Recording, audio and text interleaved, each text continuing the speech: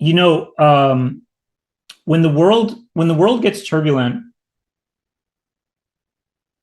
to the extent that we focus on it, then our mind also becomes turbulent.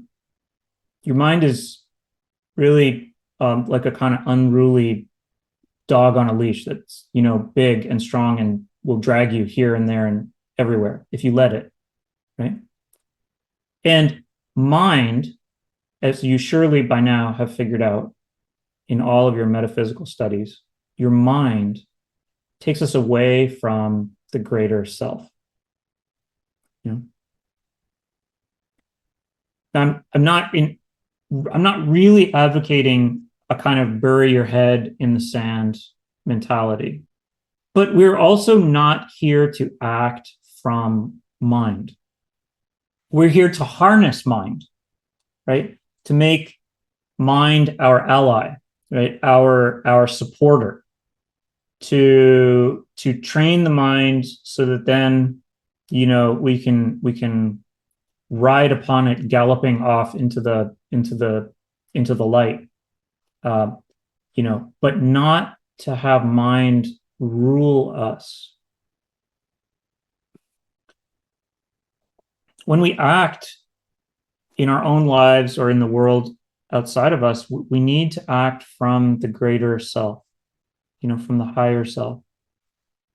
And then when higher self sets the direction, then that's when we harness mind to help us get there.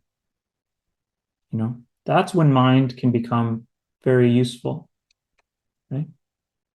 But before we can hear that self, your true self, your higher self that eternally loves you, cares about you, is on your side all the time,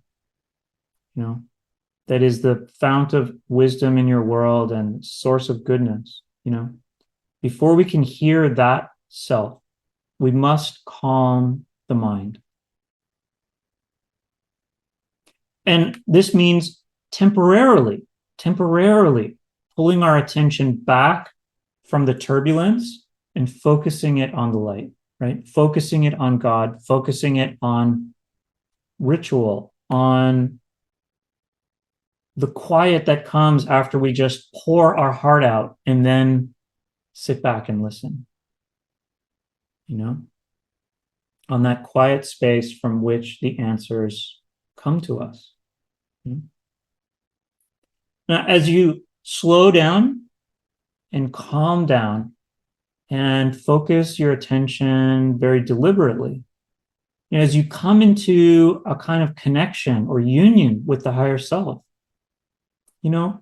sometimes as we seek for that union, it does sometimes require that we have a little bit of patience, that we listen carefully and that we be willing to wait, listening patiently until we get a clear answer. Sometimes that does mean a little bit more withdrawal than other times. Sometimes that really means turning within very diligently.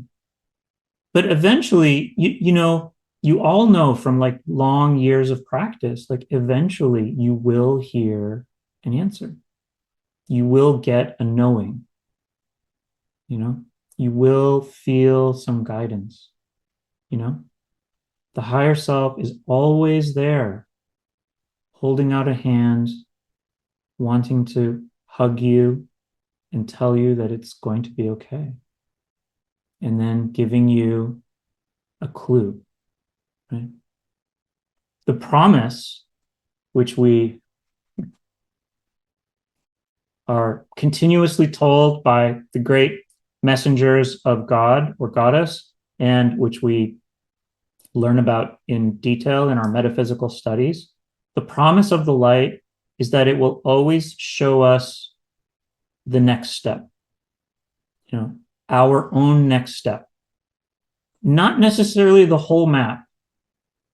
Especially the world is turbulent this way, that way, whatever. And there's a tendency to want to like know the meaning or the answer or the why.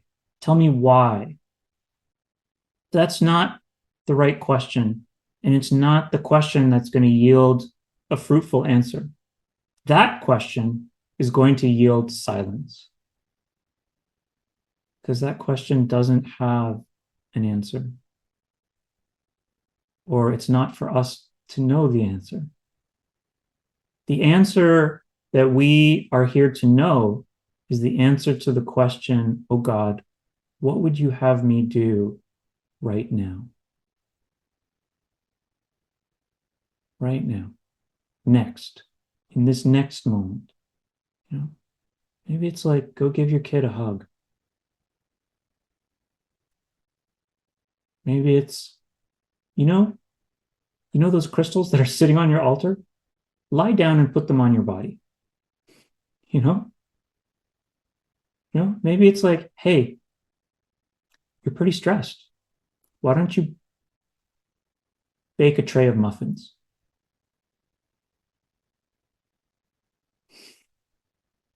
You know? You know? Have some cereal with your 5-year-old and play in the bowl of milk. You know? Whatever it is, right? That's what God will answer us. Always. God will always answer that question. Oh God, I'm not here for my will. I'm here to serve. I'm here for your will. Tell me something about your will.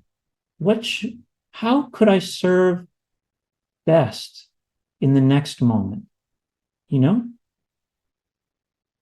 The promise of the light is that it will always answer that question. It will always show us the next step. It will always care for us and nurture us and be with us and lift us up. The masters of light are always the great beings, are always reaching out a hand to us. And we just have to reach our hand out to them. And so the question is, number one, can we ask? Can we reach? Can we invite? We have to invite. And the number two question is, can we listen? Can we shed ourselves from our minds in order to listen? Can we humble ourselves, which is just another way of saying, can we ditch our opinions? Can we get ourselves out of our brains, out of our ideas, out of our thoughts, right? Can we humble that's humbling. Can we humble ourselves in order that we can hear Goddess talking to us?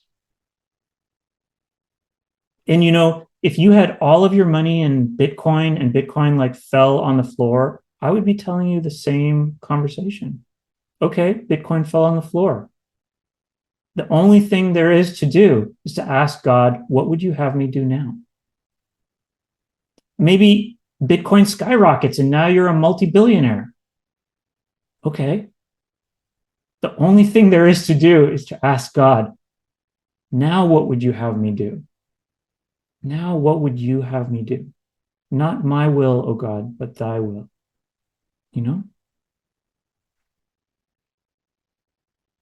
When we find that centeredness, that place, when we prioritize the practices in our life that allow us to find that centeredness, the centeredness, it's both simple and it's simple, but not easy. It's simple, but not easy.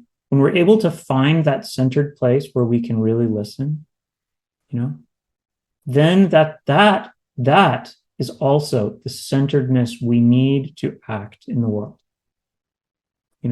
to act in the world and also to act in our world, right? Whatever that means for right now. Maybe it's to pray a little bit more tonight. Maybe it's to allow ourselves time to just feel our feelings. Maybe give a healing session or call someone up and offer some words of love or wisdom or encouragement or even just an ear to listen, usually, you've probably noticed by now, usually it's about serving.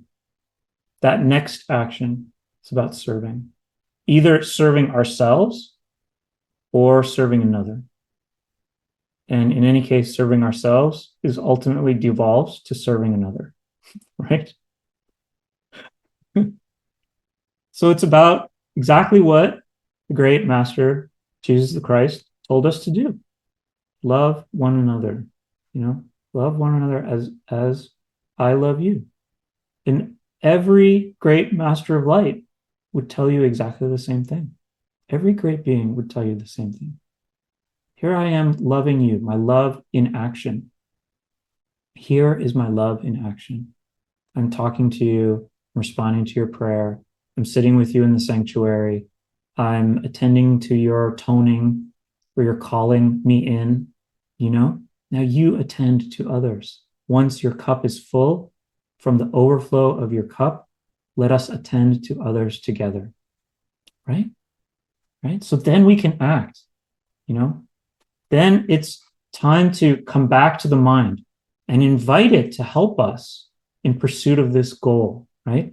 The goal that Spirit gave us, the goal that God told us or Goddess told us was that next step, that next thing, the goal that higher self communicated to us after the light filled us up and helped us feel whole and good and right in the world. That is the goal of our greatest expression. And so then, my friends, then we have found joy. Then we have found joy. This is joy. What I'm talking about is joy. Us acting in accordance with our highest self. That is joy. And we can be this source of joy and love and upliftment for ourselves and for the whole world. For the whole world. Because we are aligned with our highest self, our greatest self, because we are expressing our truest essence, and people respond to that. They feel that, They feel your unity with something vast and great. They feel your calm in the storm. They feel that. They feel the human you and also the greater you, right? They feel the kind of numinous joy inside of you. They feel the Spirit with you, and they respond to that, and they reach for it. They reach for it, and it's good. Right? So let us begin where we ended. No, let us end where we began. Also, let us begin where we ended. Check. That one is finished. Let us end where we began. Do not worry. Do not worry. Do not let yourself be carried away by the world. The world out there, it's up, it's down, it's left, it's right. It's always, something is always ending, and another thing is always germinating.